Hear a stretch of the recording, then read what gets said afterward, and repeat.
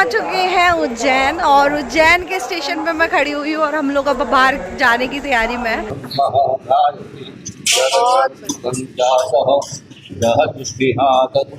सिद्धपीठ है, तपोभूमि है, चैतन्य भूमि है। यहाँ आने से जीव को सुकून मिलता है। थोड़ी देर का जीव अपने आप को थोड़ी देर के लिए भूल जाता है। इस नदी का ओम का आकार है, ये वहां से शुरू हुई है। हेलो दोस्तों, welcome back to my channel. आज के सब लोग अभी मैं बैठ गई ट्रेन में और गाइस अभी तो मैं आई हूँ कैब में और गाइस मैंने नेल पेंट लगाई है। Bye guys. सो हेलो दोस्तों, स्वागत है आप सब लोगों का मेरे इस चैनल पे। तो दिल्ली की बेस्ट मार्केट, लेटेस्ट अपडेट के लिए एंड एडवेंचर वीडियोस के लिए मेरे चैनल को सब्सक्राइब करना बिल्कुल मत भूलिएगा। Welcome back to my channel. कैसे हैं आप सब लोग? सो आज मैं आप लोग को लेकर आ गई हूँ नई दिल्ली रेलवे स्टेशन। पर मैं नई दिल्ली रेलवे स्टेशन क्यों आई हूँ? मैं नई दिल्ली रेलवे स्टेशन इसलिए आई हूँ क्योंकि आज हम लोग जा रहे हैं फाइनली 3 साल की वेटिंग के बाद फाइनली आज हम लोग उज्जैन निकल रहे हैं फैमिली के साथ। उज्जैन का ट्रिप रहने वाला है 4 दिन का। ये ट्रिप की सारी डिटेल मैं आप लोगों को इस वीडियो में देने वाली हूँ। अगर आप लोग चैनल पर नए हैं तो चैनल को सब्सक्राइब कर लीजिए, वीडियो को लाइक कर दीजिए एंड बेल आइकन प्रेस जरूर कर दीजिए। आप लोगों का अगर प्लान बन रहा है उज्जैन जाने का तो बिल्कुल जाइए। ट्रेन बिल्कुल मेरे पीछे खड़ी हुई है ट्रेन, और ट्रेन दिखा देती हूँ आप लोगों को कौन सी वाली जाएगी। ये ट्रेन जाने वाली है नई दिल्ली से इंदौर। फैमिली में देखो आप लोगों को दिखा देती हूँ। मेरी फैमिली जो है यहाँ बैठी हुई है, देखो अंदर आप लोगों को दिख रही होगी। आई होप महादेव की कृपा से ये सफर बहुत ही ज्यादा इंजॉय भरा रहेगा, बहुत ही ज्यादा मस्ती भरा रहेगा। दर्शन के लिए जा रहे हैं, महाकाल के दर्शन आप लोगों को इस वीडियो में देखने के लिए मिल जाएंगे। कल हम सुबह पहुंचेंगे उज्जैन जंक्शन, तो वो भी आप लोगों को शेयर करूंगी। एंड अभी मेरी ट्रेन जाने वाली है तो इसका जो टाइमिंग रहने वाली न्यू दिल्ली से ही है, 9:45 के आसपास ही निकल जाती है। और अगर आप लोग उज्जैन जा रहे हैं तो अपनी बुकिंग पहले से ही करा ले, क्योंकि ट्रेन फुल पे फुल आती चली जा रही है आगे से ही। सीटें इसकी ऑलरेडी बुक्ड होती है, लेकिन आप लोग अगर जा रहे हैं तो 1-1.5 महीने से पहले से ही अपनी बुकिंग करा ले। और बहुत ज्यादा 3 साल की वेटिंग थी और अब जाके हम जा पा रहे हैं महादेव की कृपा से। तो बोलिए हर हर महादेव। चलिए शुरू करते हैं अपने सफर को। पूरी की पूरी डिटेल मैं इस वीडियो में दूंगी, तो एंड तक जरूर देखिएगा आपका सफर कैसा रहने वाला है। चलिए स्टार्ट करते हैं। नहीं फोन नहीं मिलेगा, ऐसे बोलो। हेलो दोस्तों, welcome back to my channel.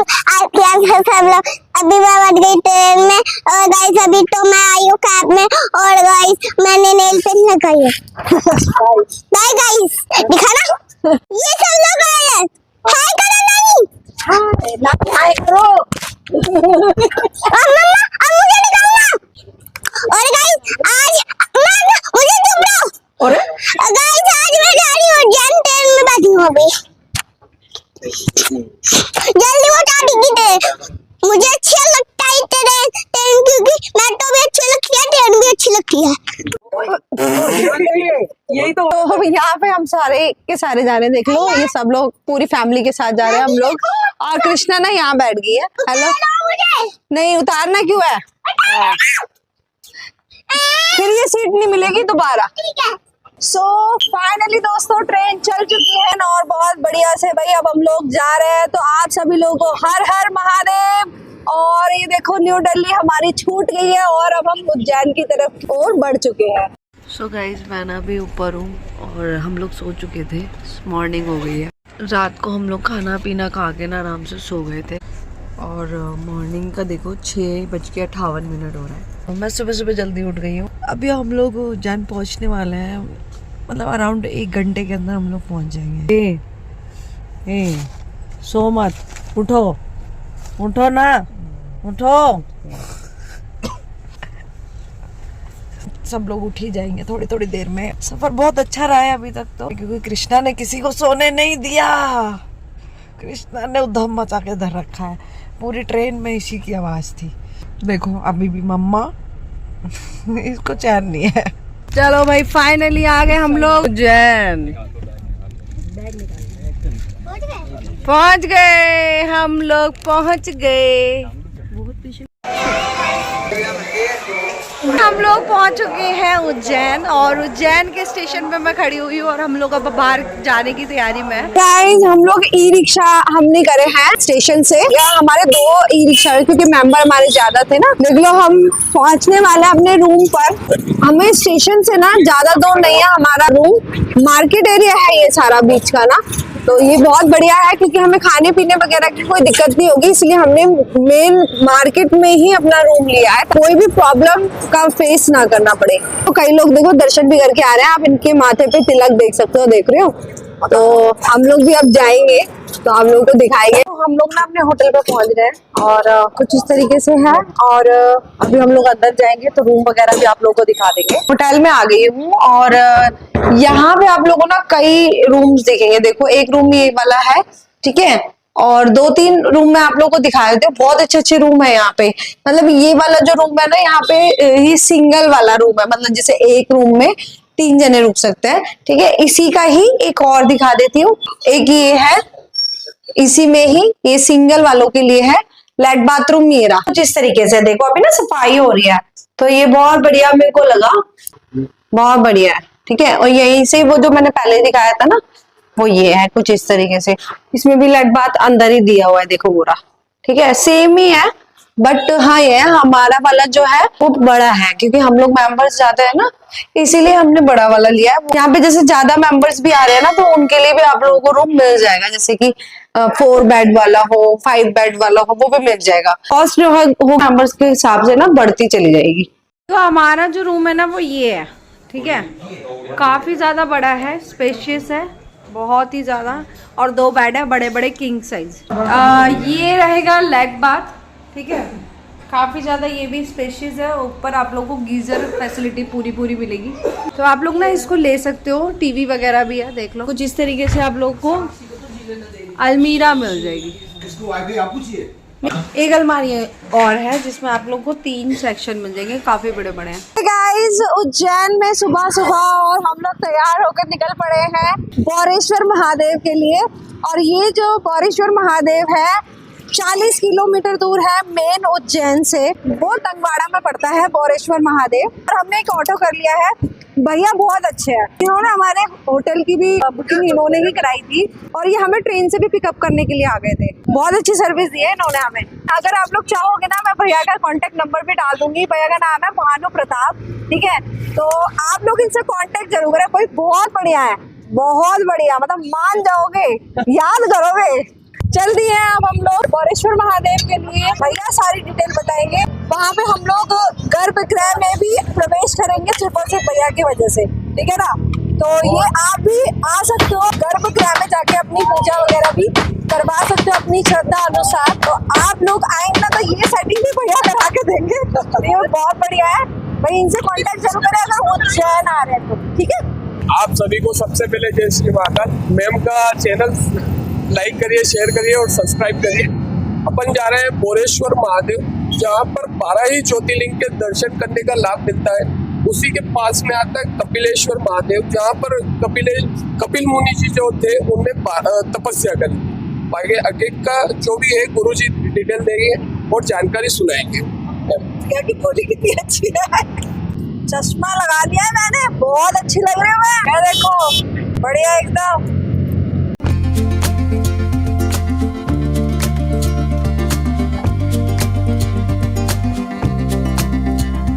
बौरेश्वर Mahadev, ये यहाँ का बोर्ड रहने वाला है, अभी 2 किलोमीटर का है। तो आप लोग भी अगर आ रहे हैं तो ये बोर्ड का ध्यान जरूर रखिएगा। और इसी के बोर्ड के सामने ना गेट है, तो यहीं से हम लोग अभी एंटर करेंगे। और एंटर कर दिए हम, कुछ इस तरीके से ना आप लोगों को एरिया दिखेगा। तो अगर आ रहे हैं ना, तो इस चीज का जरूर ध्यान रखिएगा जो बोर्ड मैंने दिखाया है। ये देखो आप लोगों को ये बोर्ड दिख रहा है बौरेश्वर महादेव का, तो यहीं से आप लोग एंटर कर। और अब हम लोग एंटर कर, ये जो मंदिर आप लोगों को दिख रहा है ना बिल्कुल सामने ऑरेंज वाला, सो यही मंदिर है। तो आप लोग यहीं पर आएंगे बौरेश्वर महादेव के लिए। तो ये यहाँ से आप लोग अभिषेक वगैरह के लिए ना वो ले सकते हो, जल वगैरह जो मतलब अपनी श्रद्धा से आप लोग ले सकते हो। देखो कितनी सारी दुकानें आप लोग को दिख जाएगी। और देखो थोड़ा सा शांत है, लेकिन ये है कि हमारी पूजा बहुत अच्छे से हो जाएगी। हमें कितनी अच्छी चीज बताई है, तुम्बा दिलवाया है। हमें जैसे तांबे का लोटा अगर लेते हैं तो ये भी ले सकते हो, लेकिन यहाँ पे ना तुम्बा भी अवेलेबल है। ये आप लोगों ने शिव जी के हाथ में जरूर देखा, और देखो इसमें प्राकृतिक ओम बना रहता है, तो आप लोग इसमें भी ले सकते हो।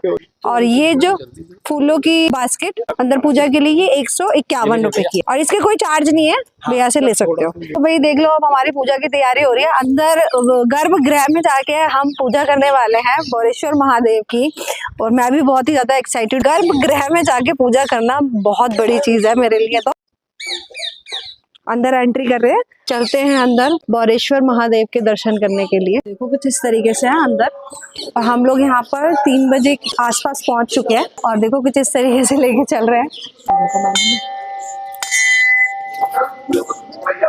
बहुत बढ़िया। ये रहे बोरेश्वर महादेव, देखो कुछ इस तरीके से।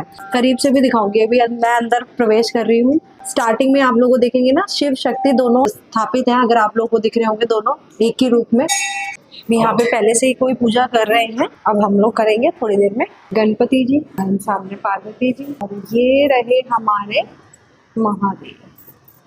ये हमारे पंडित जी हैं, ये अभी पूजा कराएंगे। आप लोग भी इनके दर्शन करिए, जरूर आइए। यहाँ पे बहुत अच्छा एनवायरनमेंट है, बहुत बढ़िया फीलिंग, बहुत अच्छी है।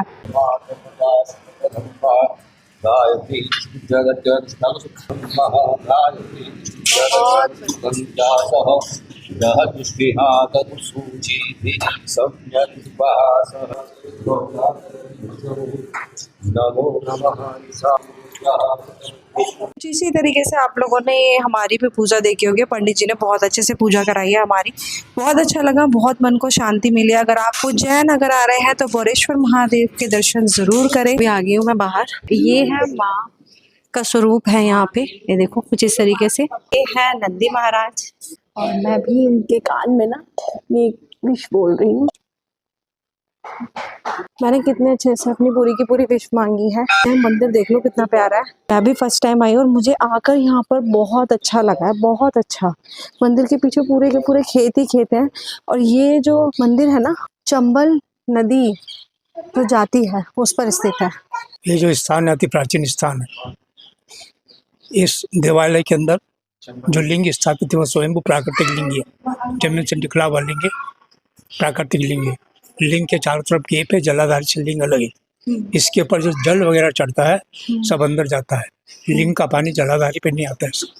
अभी वर्तमान में लिंग के आसपास 1-1 फीट जल है, वो जल 12 मास स्थिर रहता है। आज ऊपर बरसों से जो जल चढ़ जाए वो अंदर का अंदर चला ही मान। जिसने बोरिंग की गेप रहती, इसी नदी की गेप है। ये जो शिवलिंग के ऊपर जो जल चढ़ता है ये वापस जाके के नदी में मिल जाता है। इसके अंदर सिक्का वगैरह आप डालते हैं तो जैसे जैसे पानी चलता है ऐसे ऐसे सिक्के चलते हैं और वो पानी के साथ नदी में पहुंच जाते हैं। ये सामने जो टीला दिख रहा है ये यज्ञ स्थली भस्म का पहाड़ है। पुरातत्व विभाग ने यहाँ पर 2 बार इसका उत्खनन किया, 78 में और 82 में, और उन्होंने पुरातत्व विभाग ने इस स्थान को करीब 5000 साल पुराना मोहनजोदड़ो हड़प्पा कालीन सभ्यता यहाँ की बताई है। अच्छा जो जी। हाँ, जो ये लिंग के अंदर ये अर्धनारीश्वर का स्वरूप भी है। अर्धनारी, जी हाँ, योनि का आकार लिंग नहीं है ये। अच्छा।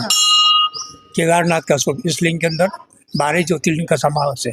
इनके दर्शन करने से आपको 12 ज्योतिर्लिंग का फल प्राप्त होता है। ये कब प्रकट हुए थे? ये आज से करीब 5 साल 1000 पहले की बात है। पहले की बात है। लेकिन सिद्ध पीठ है, तपोभूमि है, चैतन्य भूमि है। यहाँ आने से जीव को सुकून मिलता है।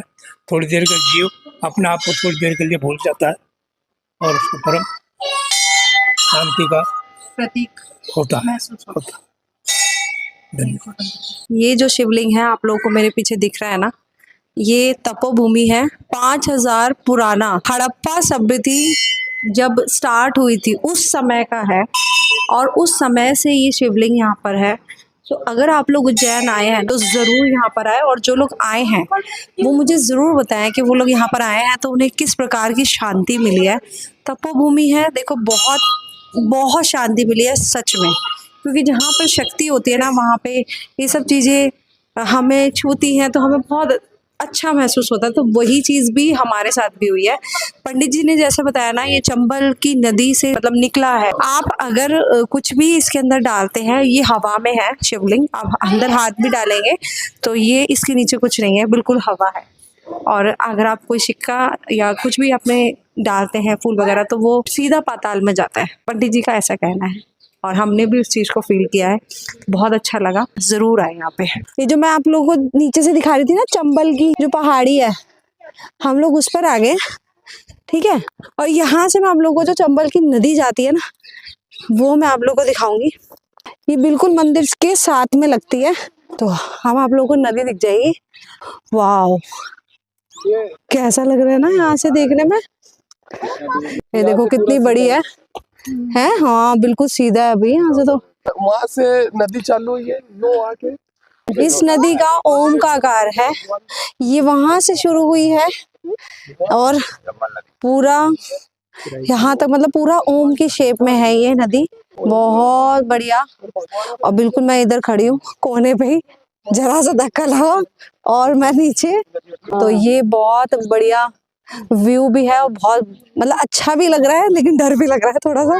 बहुत ऊंचाई पे है ये। देखो वो भैया बोटिंग कर रहे हैं, देखो हाय भी कर रहे हैं। अभी हम लोग आए हैं ऋषि कपिल मुनि जी ने जहाँ पे तपस्या करी थी, वहाँ उस जगह पर आए हैं। ये थोड़ी पास में ही है। मैं भी फर्स्ट टाइम ही देखूंगी, आपको पता ही है मैं फर्स्ट टाइम उज्जैन आई हूँ। और बोरेश्वर महादेव से बहुत ज़्यादा पास में है ये, तो इसे विज़िट ज़रूर कर लें क्योंकि पास में ही है, तो विज़िट करना तो बनता ही है। देखो पीछे जो आप लोगों को दिख रहा है ना मंदिर, ये वो है। एक स्थान यहाँ पे श्री कपिल मुनि जी का दे रखा है, देखो ऊपर नाम भी लिखा हुआ है। और ये कुछ इस तरीके से थे, ये ऋषि है और उन्होंने तपस्या करी थी यहाँ पे। ये है यहाँ पे कपिलेश्वर महादेव, जो कि 2 शिवलिंग के रूप में यहाँ पे दर्शन देते हैं, ठीक है। कुछ इस तरीके से अभी थोड़ा सा यहाँ पे ना काम चल रहा है, तो इस वजह से थोड़ी सी ये कि श्रद्धालु थोड़े कम हैं, लेकिन हाँ जब ये काम पूरा हो जाएगा तो आप लोग भी यहाँ पर दर्शन अच्छे से कर पाते हैं। सभी लोग, आप लोग भी इसके दर्शन करें और मैं भी नीचे से आप लोगों के दर्शन करा दिए। और ये है ऊपर से महादेव और ब्रह्मदेव और गणेश जी तीनों स्थापित हैं।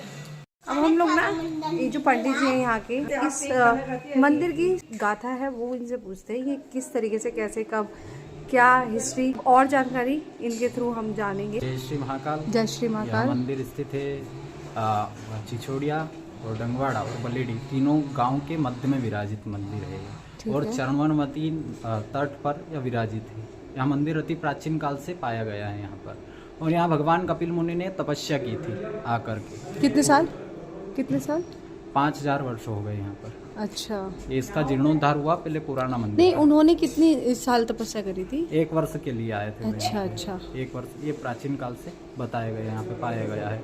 और यह मंदिर अति प्राचीन है। पहले जीर्णोद्धार हुआ इस मंदिर का, पहले छोटी सी मंदिर ही थी यहाँ पे। अच्छा, छोटी वाली, तो उसका गांव वालों ने समिति द्वारा, ट्रस्ट द्वारा बनाया गया। हाँ, यहाँ पर भगवान कपिल मुनि ने तपस्या की थी। उसके बाद यहाँ पर एक गुरुजी आए थे। क्या नाम था उनका? क्या नाम था? पूरननाथ जी महाराज। पूरननाथ जी महाराज नाम था। वो बड़े ही तपस्वी थे। यहाँ पर एक ही शिवलिंग था पहले, फिर उन्होंने उनके शिष्य के द्वारा एक और शिवलिंग की स्थापना की थी यहाँ पर आकर, प्राचीन काल के। इसीलिए 2 शिवलिंग है। इसीलिए 2 शिवलिंग है यहाँ पर। वो आए थे, दोनों का हाँ, ही कपिलेश्वर नाम है। और हुआ ये कारण था कि एक ही शिवलिंग था, तो उनका समय एक ही था दोनों का पूजन करने का। अच्छा, तो उस कारण से उनके बीच में झगड़ा हुआ और उन्होंने शिष्य को बोला कि एक और शिवलिंग स्थापित यहाँ पर कर दे, और इसका पूजन किया कर। उसी समय से यहाँ पर 2 शिवलिंग स्थापित किए गए। और ये जो मगरमच्छ पे माँ बैठी हुई है, कौन सी माँ? ये नर्मदा माता। नर्मदा माँ, ठीक है। ये वही घाटी है चंबल वाली? चरणवनवती माता। अच्छा, महाराज जी ने बहुत अच्छी हमें यहाँ की जानकारी बताई है, तो थैंक यू सो मच। जय श्री महाकाल। अब हम लोग यहाँ से चल रहे हैं आगे मेन उज्जैन में, ठीक है। थोड़ी सी पेट पूजा होगी क्योंकि सुबह से कुछ नहीं खाया है। अब हम लोग कुछ खाएंगे और उसके बाद ही हम लोग आगे की जर्नी स्टार्ट करेंगे। आई होप आप लोगों को भी ये दर्शन बहुत अच्छे लगे होंगे। तो चलिए खाने की ओर बढ़ते हैं। शाम की क्या तैयारी रहेगी वो भी आप लोगों को वीडियो में दिख ही जाएगी। आप लोगों को मैं एक चीज़ बता दूं, देखो हम लोग वहाँ से तो आ गए, बोरेश्वर महादेव और ऋषि कपिल मुनि जी के आश्रम से हम लोग आ गए थे। फिर उसके बाद हम लोगों ने खाना पीना खाया, चाय वगैरह पी। तो अभी जो टाइमिंग हो रही है 8 बजे की टाइमिंग हो रही है। देखो अगर आप लोगों को दिख रहा हो ना ध्यान से। हमारी कोशिश ये है कि हम ना शयन आरती देखें और आपको भी दिखाएं, ठीक है।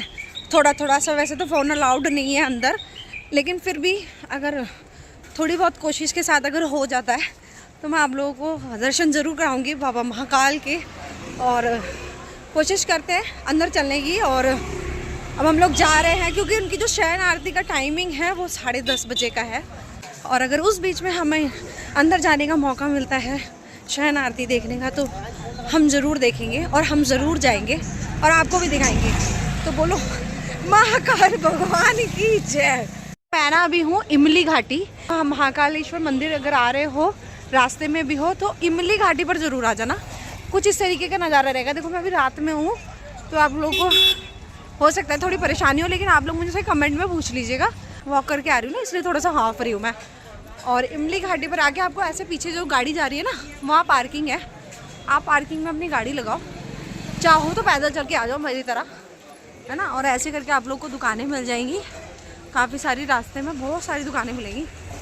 मंदिर का ही रास्ता सीधे सीधे अगर आप देखते चले जाओगे तो, ठीक है ना। अभी हम लोग ना अंदर की साइड में आ गए और अंदर का नज़ारा कुछ ऐसा है कि कई सारे आप लोगों को ये कुर्तों की दुकानें नज़र आ जाएंगी। और ये यहाँ पर देखोगे ना, अपनी चप्पल जूते रखने के लिए है। एंटर कर चुके हैं हम लोग महाकाल कॉरिडोर में। और अगर आप लोग देख रहे होंगे तो सामने ही आप लोगों को मंदिर के दर्शन मिल जाएंगे। देखो बिल्कुल सामने, ठीक है ना, ये देखो बिल्कुल सामने ये रहा मंदिर। देख लो कितना भरा हुआ और कितनी भीड़ हो रही है कॉरिडोर में, बहुत ज़्यादा। और सामने लाइनें भी लग रही है। तो अब हम लोग थोड़ा सा आगे की साइड ही जा रहे हैं लाइन में लगने के लिए। कोशिश पूरी रहेगी शयन आरती को देखने की। और मंदिर देख लो, बहुत सुंदर लग रहा है सच में। बहुत ज़्यादा मन में हर्ष है मंदिर को देख के। देखो अंदर आ गए, एंट्री हो गई, ठीक है। अभी अंदर, और अरे वाह भाई मज़ा आ गया। देखो कुछ इस तरीके से है।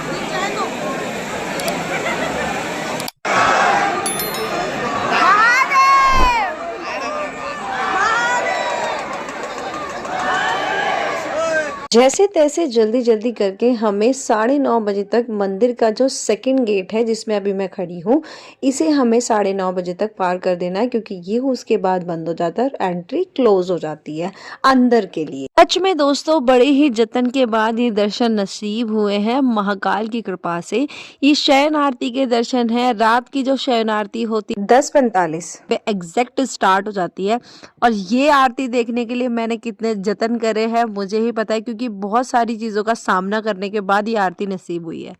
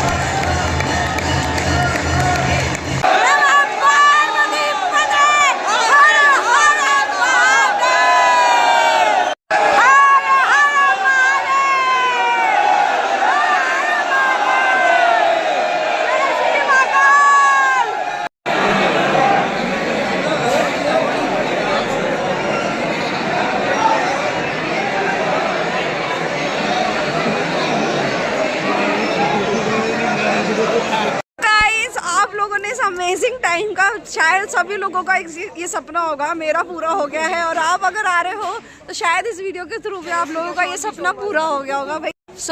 बहुत अच्छा लगा हम सब, और हमने भी करी है तो बड़ा मजा आया इन लोगों के साथ। और इन्होंने हमें जाने नहीं दिया था अंदर। देखो गेट आ गया है ऊपर और अब हम लोग यहाँ से एग्जिट कर रहे हैं, ठीक है, महाकाल मंदिर से। और फाइनली सब चीज़ें बहुत अच्छे से हुई हैं, ठीक है।